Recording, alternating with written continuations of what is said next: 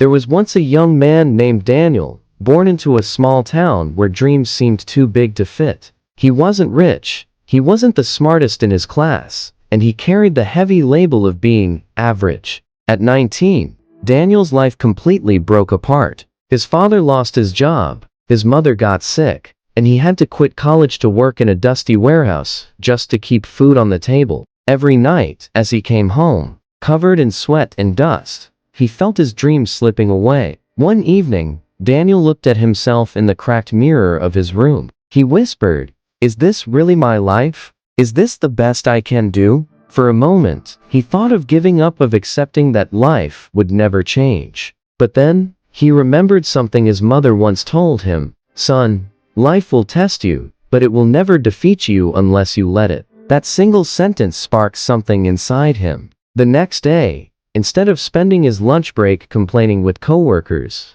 Daniel began reading books he borrowed from the library. Books about self-growth, business, and stories of people who turned nothing into everything. For months, he studied in silence while everyone else mocked him. He saved every small dollar he could, and with that money, he started a tiny online business. It failed. He started again. It failed again. But Daniel didn't stop because he already knew what failure felt like, and it couldn't break him anymore. Years later, the same boy who once swept warehouse floors stood on a stage, speaking to thousands of people about never giving up. He had built not only a successful business, but a life filled with purpose. And when someone asked him, "Daniel, how did you change your life?"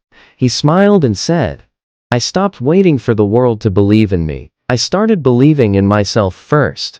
The message: your life can change in an instant, not because the world gives you permission, but because you decide not to quit. Pain is temporary, failure is a lesson, and belief is the key that turns struggle into success.